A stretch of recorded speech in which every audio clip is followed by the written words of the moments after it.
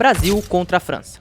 Um dos confrontos mais pesados da história do futebol. Vários jogaços, craques, pena que no retrospecto de Copa fica meio ruim pra gente. São 3 eliminações nossas contra apenas uma dos franceses. E as nossas são algumas das mais traumáticas de todo o futebol brasileiro. Ou seja, dito isso, é um ótimo teste pro nosso elenco nesse amistoso antes da Copa de 2026. Tô confiante? Não vou dizer isso, mas tem que acreditar. Até porque enfrentar a França é enfrentar um dos favoritos. Se for bem, fazer um bom jogo é uma grande notícia. E se for mal e precisar de tempo pra recalcular alguma rota, vai ter que ser depois desse jogo. O Brasil tem desfalques e a França vem forte. Porém, com essa grande partida chegando, pra entrar no clima eu te pergunto: você se lembra como foram os últimos 7 jogos entre Brasil e França? Tem amistosos, tem Copa das Confederações, tem Copa do Mundo e a gente vai passar por todos esses jogos pra preparar esse confronto que vai acontecer. Assim, olhando a convocação mesmo, me dá um pouco de tristeza, porque principalmente meio campo pra frente esse time da França é absurdo e mais consolidado dentro da sua seleção. Mas a gente critica, só que tem Vini e Rafinha do nosso lado também. Se esses caras jogarem igual jogam no clube e estão jogando agora, pode ser que a gente tenha pra trocar com eles. Fora o poder que a gente tem das Canaries e da força do Brasa, né? Isso a gente tem que considerar também. Pra gente é muito fácil de entender. Você olha, você sabe, vai Brasil, a gente sabe o que significa, né? Tá, enfim, vamos falar do jogo. Eu acredito que provavelmente esse vai ser o grande teste do Ancelotti do time titular e no jogo contra a Croácia pode ser que ele faça mais testes. Talvez esse jogo seja o que seja mais próximo do que a gente vai ver na Copa. Como eu disse, óbvio que ainda a gente vai chegar diferente, só que esses amistosos podem pintar muito a confiança de como a gente chega. Tem sim a saída do Gabriel Magalhães, perdemos o Alisson, perdemos o Bruno Guimarães. Tudo isso pode ser relevante se tratando de um jogo desse tamanho. O Brasil é sempre candidato, mas pra Copa não é top 3 favoritos esse ano, pelo menos na minha opinião. Mas se vai bem nesse jogo, pode criar algumas esperanças. E se for mal, pode fazer muitas discussões chatas ficarem ainda maior, porque só imagino o que vai ser do assunto Neymar se a gente for humilhado pelos franceses. E vagabundo tá lá, será que Carlo Ancelotti vai convocar o Neymar? De qualquer forma, vamos logo pro vídeo, eu tô enrolando demais e vocês vão perceber que esse começo é meio tenso e no final as coisas começam a melhorar. Vambora. E não tinha como começar melhor, uma final de Copa do Mundo e uma pena, né? Em 1998, 3-0 para a França na final. 98, o time do Brasil era inacreditável e mesmo na casa dos caras dava pra dizer que a gente era favorito. Foi a Copa da ausência do Romário, mas de um Ronaldo espetacular. O que joga contra a Holanda e o que jogava na época era muito acima de qualquer outro jogador. E ele seria a grande história daquele dia sem a parte do dentro de campo mesmo. Rola toda a parada da convulsão, uma história que criou muitas teorias, mas fato é que poucas horas antes do jogo chegou a notícia que o principal jogador do mundo naquele momento não iria jogar a final.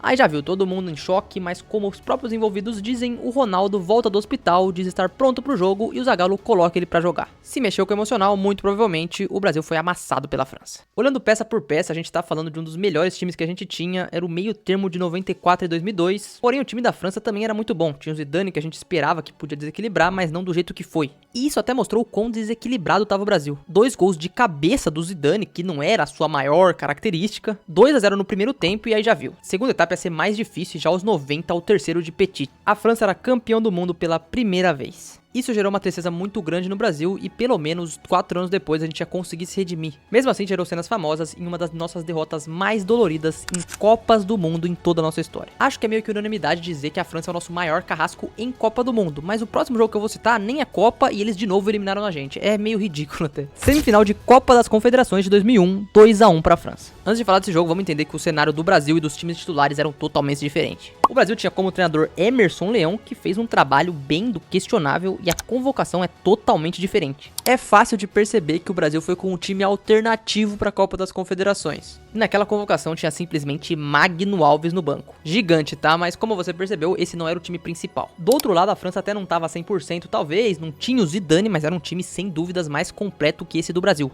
Era uma escalação um pouco mais próxima, tanto que dominou o jogo até com certa tranquilidade. Eles eram o número 1 do mundo e fica até um aviso, porque o que o Brasil gosta de tomar gol de bola parada da França é uma parada assim bizarra. Foi assim em 98 com o Zidane, foi o que aconteceu em 2006, a gente vai ver aqui, e foi o que aconteceu nesse dia também. Com 7 minutos, escanteio, escorada pra trás e finalização de Pires pra abrir o placar pros franceses. O Brasil não tava com o Ronaldo, não tava com o Rivaldo, não tava com o Romário, mas a gente tinha um outro R, que era o Ramon Menezes. Um gol de falta do monstro pra empatar o jogo. No futuro ele veio a treinar o Brasil na base e até no profissional pra ser um dos piores. Mas aqui um gol dele na França. Como jogador, né? Vamos separar uma coisa da outra. De qualquer forma, o jogo foi de mais domínio dos franceses, tiveram chances que perderam, o jogo foi sendo levado pro segundo tempo, até que bola parada de novo pra ferrar com o Brasil. Djorkaeff bateu a falta e Desailly fez de cabeça no Dida. O gol que desclassificaria o Brasil e levaria a França à final da Copa das Confederações, da qual eles seriam os campeões. De novo, despacharam o Brasil e levaram a taça. O que assim, foi até bom, tá? Porque a zica das Copas das Confederações começou meio que aqui.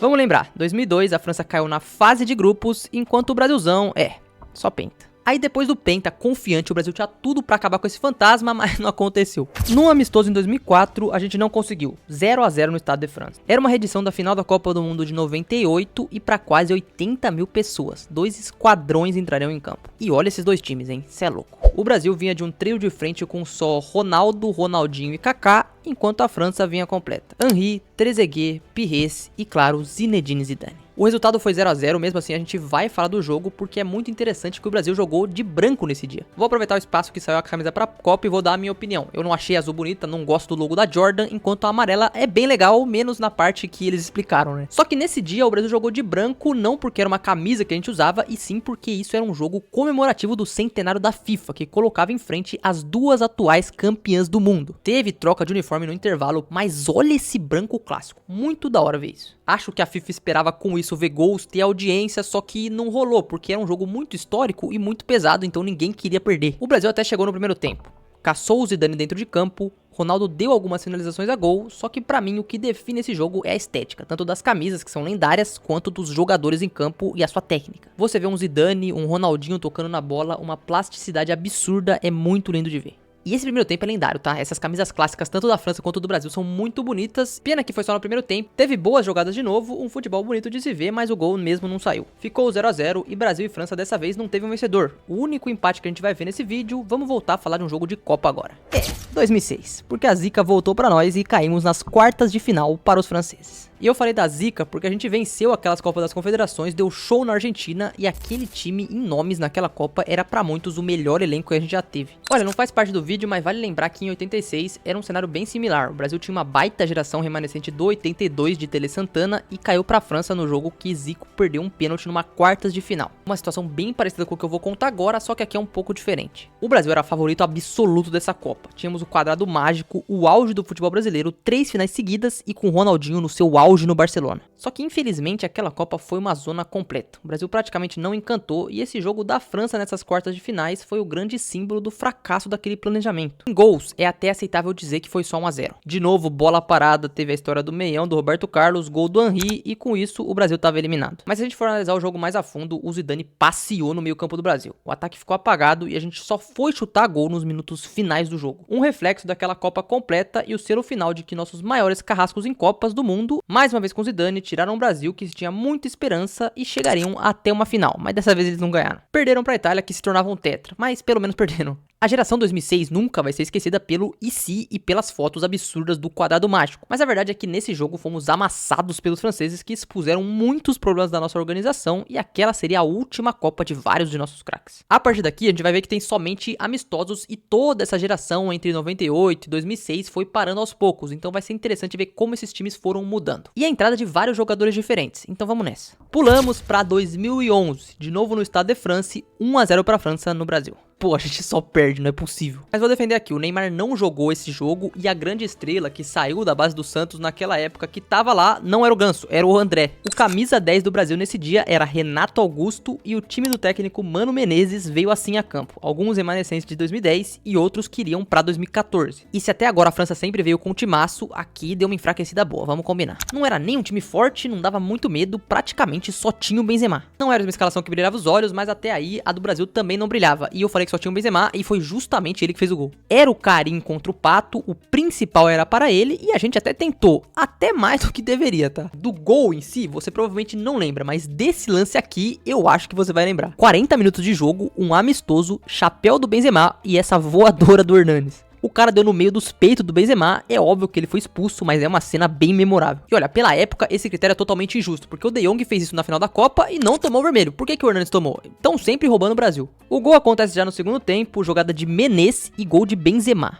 Mais uma derrota do Brasil no vídeo. Tá ficando chato, mas vamos logo falar das vitórias e pra tentar ser positivo de alguma forma, nos jogos mais recentes, o Brasil venceu. Pulamos pra 2013 e aqui a gente deu show, 3-0 na França. Os franceses vinham ainda com um time não muito bom, mas com uma dupla de grandes amigos na frente, Valbuena e Benzema. Enquanto a seleção brasileira veio com a escalação exata da Copa do Mundo de 2014. E se esse jogo foi em 2013, a gente lembra o quanto esse time iludia, porque foi nesse ano que vencemos a Copa das Confederações do jeito que foi. Mas isso aqui ainda era só um amistoso, preparativo para a Copa do Mundo, e eu já vou falar sobre tudo o que aconteceu no jogo, porque agora eu vou parar aqui para pedir a você deixar o seu like e se inscrever aqui no canal. Aqui no Ataco tem bastante de conteúdo de futebol, vou falar do Brasil desses dois jogos e tô tentando até montar uma surpresa pro jogo da Croácia. Não sei se eu vou conseguir, mas comenta aí, hype o vídeo que vai ser muito importante para eu continuar crescendo. Voltando, vamos pra esse amasso do Brasil aí. Dessa vez o jogo de forma aleatória aconteceu na arena do Grêmio e no primeiro tempo o Brasil até dominou, mas não fez nenhum gol. A gente guardou tudo pro segundo e aí deu bom. O primeiro gol veio num passe de Fred para finalização de Oscar, foi o gol que abriu o placar e deu mais tranquilidade, só que mesmo assim, até depois dos 35, o jogo permaneceria nesse 1-0. E era um reencontro também, o Hernanes voltava a jogar contra a França, ele não gosta dos caras definitivamente, deu a voadora no Benzema e agora ele faria um gol. Melhor, né? Ajeitada do Neymar, finalização com desvio e gol de Hernanes para deixar o Brasil mais tranquilo no jogo. Não pararia por aí, antes de acabar, olha a jogada do Marcelo. Craque demais, sofreu o pênalti já nos acréscimos e como o Neymar já tinha saído, quem bateu foi o Lucas Moura,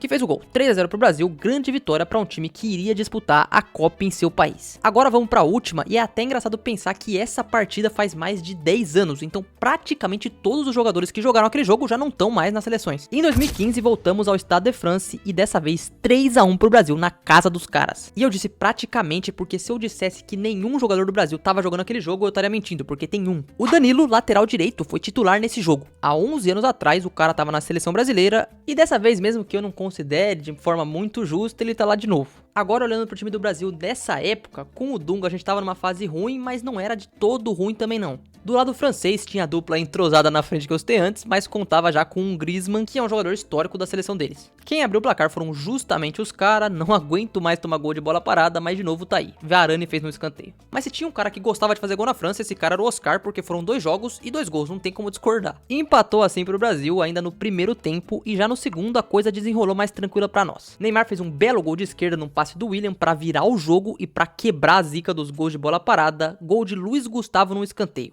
E nesse jogo a gente ainda teve essa defesaça do Jefferson na cabeçada do Benzema, que ele até sentiu depois. 3-1 pro Brasilzão na última partida contra os franceses. Pena que no retrospecto geral não fica tão legal pra nós. Assim, isso de forma relativa, porque eu puxei só desde 1998. Se a gente for um pouco mais pra trás, até que fica um pouco mais equilibrado. Na história do confronto, em 15 partidas tá completamente empatado. Só que tem que levar em consideração que nas 4 Copas que nos enfrentamos, o Brasil perdeu em 3. Então a gente tá atrás. Se alguém for freguês de alguém, a gente é freguês dos caras. Além disso, se for puxar pro recente, fica ainda pior. No vídeo que eu citei, foram 7 jogos, 4 vitórias da França, 1 empate e 2 vitórias do Brasil. Gerações diferentes, times melhores ou piores, mas nos jogos mais importantes nós perdemos pra eles. E nessa geração, acho que é justo dizer que como um time, a França é melhor. Da mesma forma que a gente tem grandes jogadores, tem caras em ascensão, mas não tem a pressão que a gente tem. E pra Copa tem um favoritismo um pouco maior. Só que isso no final não quer dizer nada. Vai ser confronto gigante. 2 craques do Real Madrid, um pra cada lado. E se o técnico deles ganhou Copa, o nosso é o Carlo Ancelotti. E eles podem até ter Olise, Cherki e companhia, mas a gente tem o poder da aura do Endrick, porque se a gente for lembrar, quando a gente pegou a seleção grande, ele meteu gol nas duas, então tem que respeitar o moleque que vai estar no jogo contra a França. É só um amistoso preparatório, pode ser muito útil até para nós vermos qual é o nível da nossa seleção, por isso te peço para deixar o que você espera e a sua opinião desse jogo nos comentários. E óbvio, para ver como foi o 8º e mais recente confronto entre esses dois gigantes, é só ver Brasil e França no próximo dia 26 de março.